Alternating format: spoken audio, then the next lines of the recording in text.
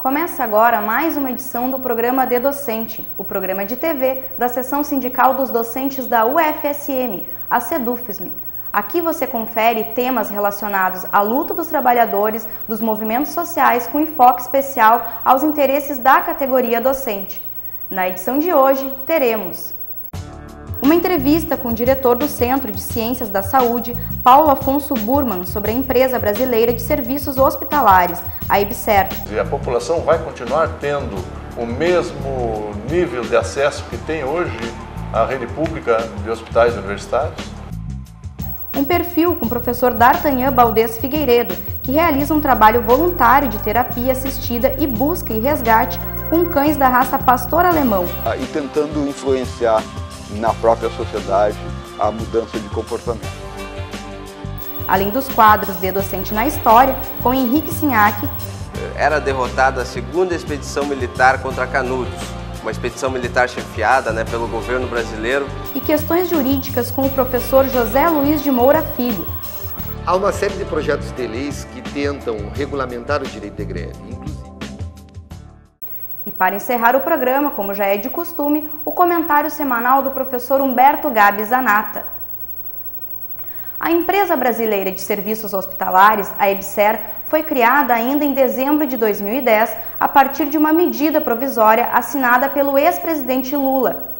Em inúmeras situações, os sindicatos ligados às universidades públicas e federais compartilharam da mesma ideia de que essa empresa vem privatizar a universidade. Para entender um pouco mais da EBSER, conversamos com o diretor do Centro de Ciências da Saúde, Paulo Afonso Burman, no De Docente Entrevista. Confira.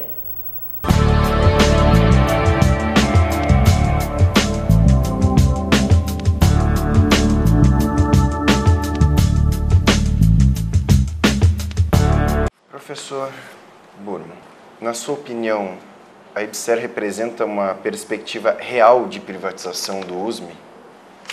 Olha, o que você tem dito e comentado sobre esse aspecto da privatização tem um certo mito em torno disso. A leitura que se tem feito junto às autoridades, especialmente o grupo que trabalha hoje no hospital universitário, é de que isso não representa, não significa uma ameaça à privatização. Nós temos uma grande preocupação com a questão que envolve a autonomia da universidade no que tange ao ensino, à pesquisa e à extensão e, fundamentalmente, como vai acontecer esse processo durante a vigência da EBSER, caso ela venha a ser aprovada no ambiente da instituição. Então, nós temos essa preocupação. Logicamente que tem um pano de fundo aí que envolve a questão dos servidores da universidade que serão ou seriam destinados a atuar junto ao hospital através da EBSER e também como ficaria a garantia do atendimento 100% SUS, que parece que a lei já estabelece critérios bastante definidos nesse sentido. Mas as preocupações, de qualquer forma, permanecem em relação a esses aspectos que são principais. Há uma outra necessidade bastante importante que se mantenha o foco sobre ela, que é o controle social da atividade da empresa, todo o seu processo de gestão. Como vai acontecer isso? Que nós não venhamos a sofrer no controle político partidário de qualquer governo que se estabeleça no poder em Brasília. A preocupação é que a empresa continue, que a empresa seja uma empresa passível do controle social, que é extremamente importante para o Sistema Único de Saúde e é muito importante para a universidade como instituição formadora. As principais alegações do governo federal são de que a flexibilização no processo de contratação dos trabalhadores dos hospitais universitários não é possível dentro do regime jurídico único, o RJU. A outra principal alegação é de que existe uma grande demanda de contratação desses servidores, mas de que ela não poderia ser suprida através de um concurso público convencional, tendo em vista os limites previstos na Lei de Responsabilidade Fiscal. Como o senhor vê esses dois argumentos? Bom, nós sabemos todos que, nível federal, hoje, nacional, são 26 mil servidores contratados via fundação. Teoricamente, são servidores que deveriam estar contratados pelo regime jurídico único, que por razões diversas os governos, sucessivos governos, não vêm cumprindo essa função. Está muito bem estabelecido, não é? No regime jurídico único, não é? Que é a responsabilidade do Estado, e na Lei 8080, que foi regulamentada em 2011, estabelecendo os limites de atuação do Sistema Único de Saúde, e logicamente que tem uma ligação estreita com o hospital universitário. Nós continuamos a entender que o que está faltando nesse processo é investimento público mesmo, né? Na contratação de servidores pelo regime jurídico único e no investimento de custeio capital para a recuperação dos hospitais universitários. Ora, nós temos certamente uma necessidade hoje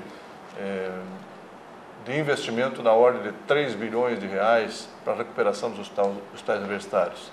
Até agora, desse recurso, foram investidos em torno de 300 milhões de reais em equipamento e obras. Então, nós estamos muito distantes ainda de atingir a necessidade. O governo está acenando com essa possibilidade através do REUF, de investimento de uma quantia assim, nesse nível, de uma soma nesse nível, mas parece que está havendo um retardamento enquanto não houver a definição sobre a Empresa Brasileira de Serviços Hospitalares e a sua implantação plena para todos os hospitais universitários.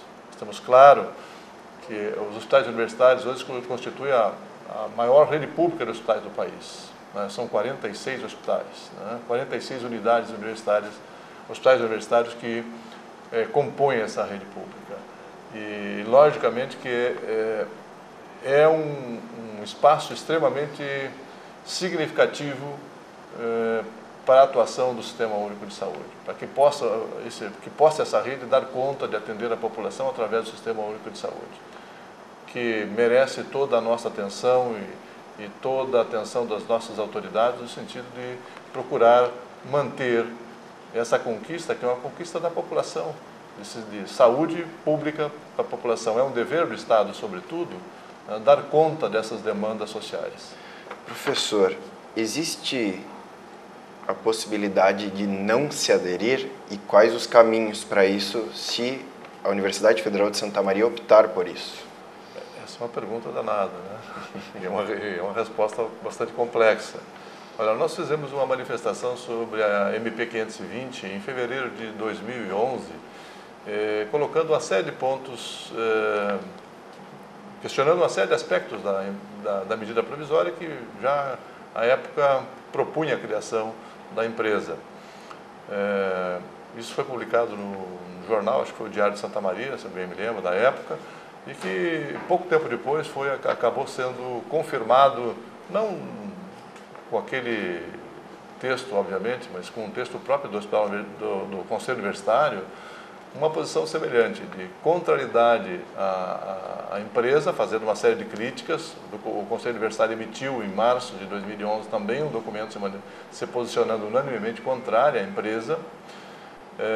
Todos os fatos que se sucederam em relação à não aprovação da medida provisória e, posteriormente, a aprovação foi um decreto-lei que instituiu a Empresa Brasileira de Serviços Hospitalares. Nós tivemos uma série de discussões em torno disso, e essa discussão vem crescendo, muito embora hoje se visualize poucas possibilidades de que a universidade não venha a aderir à empresa, né, com todas as críticas que se possa fazer sobre ela. Porque me parece que nós colocamos, através das pressões que o governo vem fazendo, no sentido de dificultar as ações dos hospitais que não aderirem ao modelo da Empresa Brasileira de Serviços Hospitalares. Então, acho um pouco difícil que a universidade não venha a aderir. Logicamente, isso depende de uma manifestação muito clara do hospital universitário, dos seus servidores, da sua direção, e também do Conselho Universitário, e principalmente do Conselho Universitário, que é onde as decisões deverão ser tomadas em relação a aderir ou não à Empresa Brasileira de Serviços Hospitalares. Então, esse é um aspecto difícil dizer. O que se visualiza na fala do representante da EBSER, quando em visita a nossa universidade, é de que não há alternativas. Uma das questões centrais seria a questão da contratação, né, de servidores e as impossibilidades que o governo alega dentro do regime jurídico único, e a saída apresentada por ele seria de a contratação de novos servidores através da consolidação das leis do trabalho, a CLT. Quais os impactos que o senhor acha que essa mudança de regime de contratação pode ter? A preocupação que a gente tem levantado é assim: nós vamos acabar perdendo o controle social da empresa na medida em que assumimos esses aspectos. Há uma preocupação também bastante grande em relação ao aspecto de contratação temporária de servidores. Isto dificulta a criação de vínculo do servidor com o serviço. E o serviço de saúde não é um serviço convencional. Ele exige uma identificação do servidor com a atividade que ele está desenvolvendo. Ora, se nós perdemos essa identidade, nós perdemos esse espaço de identidade do servidor com o serviço, as coisas ficam extremamente complicadas. Recentemente, a empresa apresentou uma tabela salarial, uma proposta de plano de cargos e salários da empresa, que no primeiro momento parece ser bem atraente, mas ela se perde na medida em que as garantias relativas à estabilidade desse servidor no serviço fica comprometida pelo regime de contratação. Então, nós temos uma preocupação muito grande com isso, quando eu digo que a identidade, a identificação do servidor com o serviço é de uma importância fundamental para que o serviço possa ser prestado com qualidade.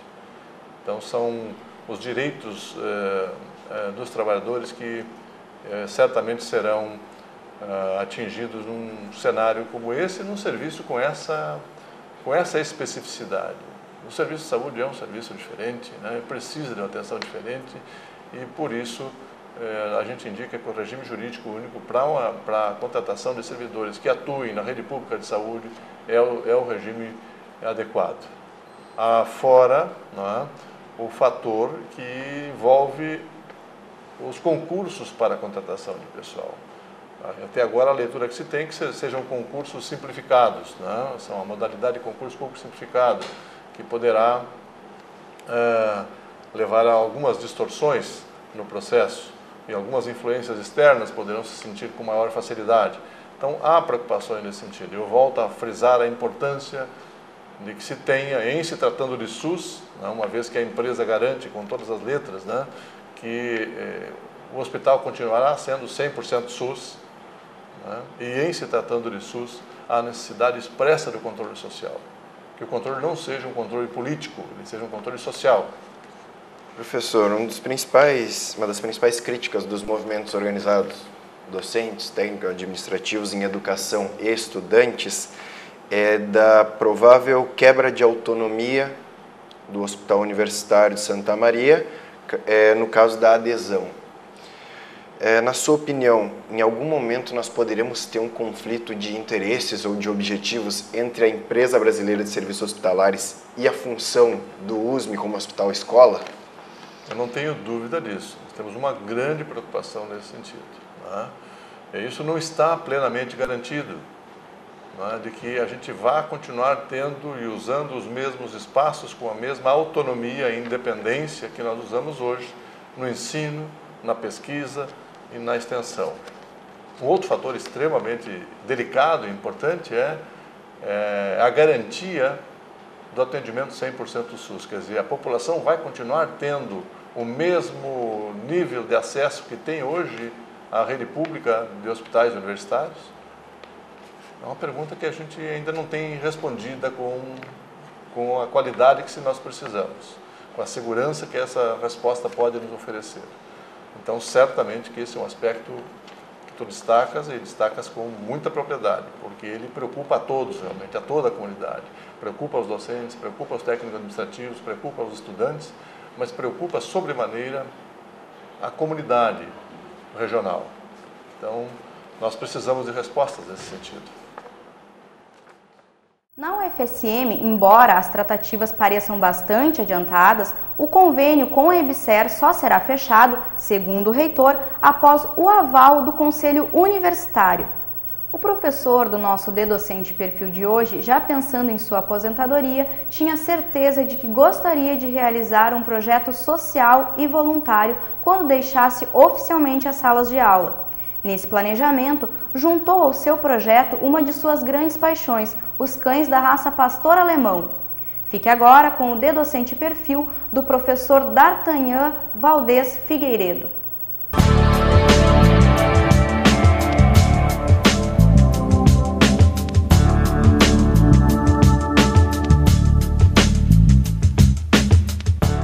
Meu nome é D'Artagnan Valdez Figueiredo, sou professor universitário, hoje aposentado e com 63 anos. Eu sempre tive pastor alemão, eu crio pastor alemão há 30 e poucos anos. Eu comecei a participar de um esporte que é ser criador de pastor alemão e participar de exposição de estrutura para cão. E a partir daí eu comecei a trabalhar os meus cães para que no futuro, quando eu chegasse à minha aposentadoria, eu fosse desenvolver algumas atividades sociais. Vai fazer 4 anos que eu venho todas as semanas ao Lar das Vovozinhas. A atividade de terapia assistida é um processo no qual envolve, aqui tem um setor de fisioterapia, que foi a partir desse setor de fisioterapia que eu comecei a introduzir as atividades com cão. Nas crianças com necessidades especiais, tanto no Francisco Lisboa como no Santos Dumont, elas são estimuladas a fazer exercício. Também o cachorro lá, ele é um agente facilitador. Por exemplo, uma criança muito tímida, que não... Lá na sala de aula ela não lê para os seus colegas, tá? A gente coloca ela a ler para o cachorro, ela começa a se desinibir, porque na realidade o cachorro não vai corrigir ela, né? E tem outro trabalho que eu faço que é ir nas escolas de ensino fundamental para conversar com crianças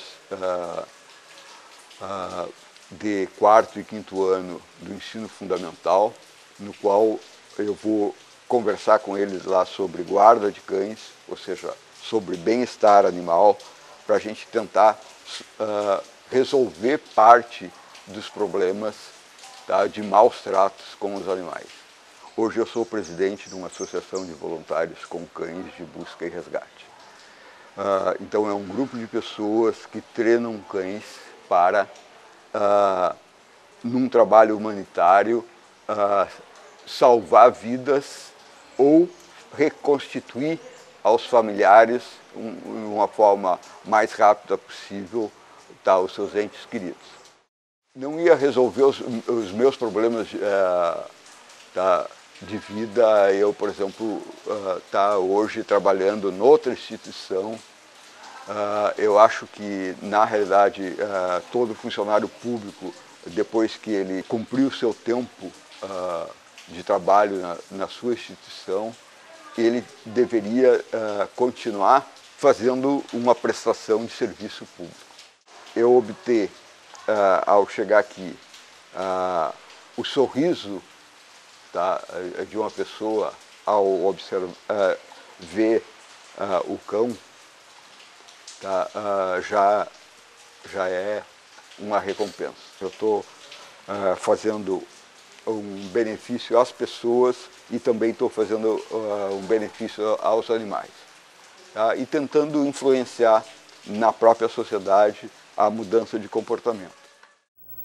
A luta pela reforma agrária já vem de longa data e, infelizmente, pouco foi feito para que a terra fosse compartilhada. Um dos grandes eventos relacionados a essa luta é o tema do D-Docente na História que apresentaremos agora, a Guerra de Canudos.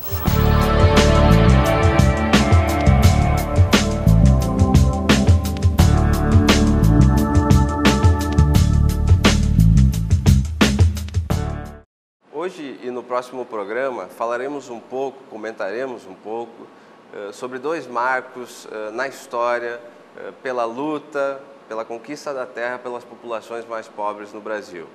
Nesse sentido, é bom lembrar que em janeiro de 1897 era derrotada a segunda expedição militar contra Canudos, uma expedição militar chefiada pelo governo brasileiro que visava derrotar este reduto de sertanejos pobres que buscavam construir uma sociedade no sertão baiano.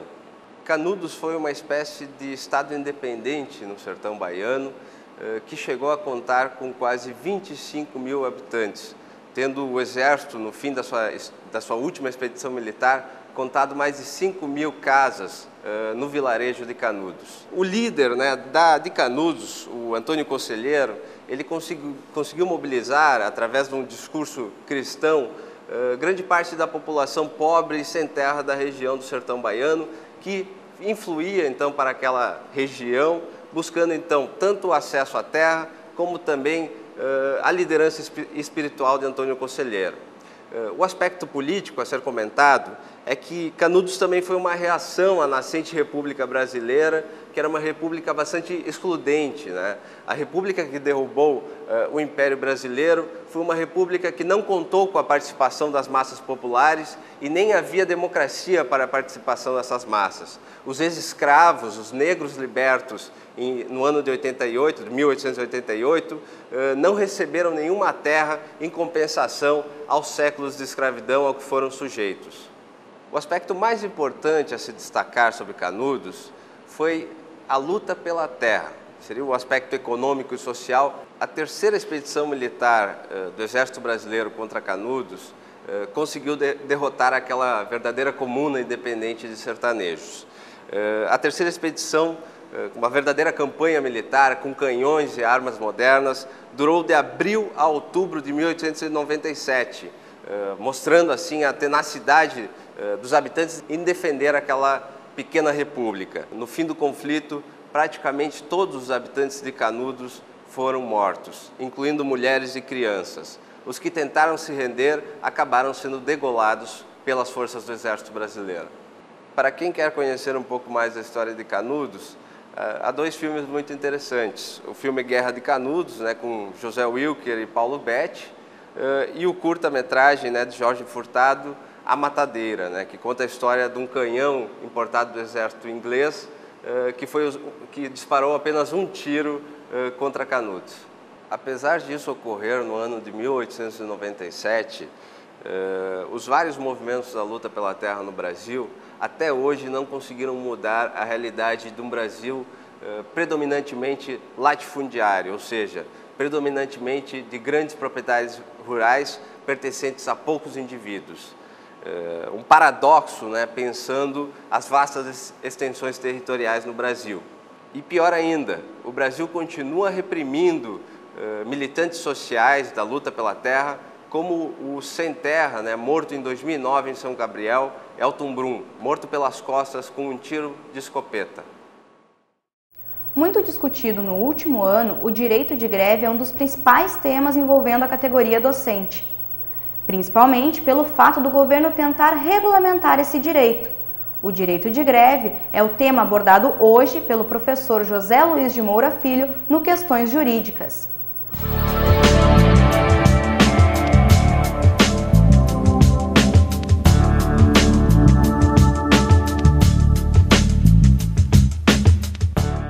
Em função da última greve na Universidade Federal de Santa Maria, este foi um tema muito discutido nos últimos tempos pelo meio acadêmico.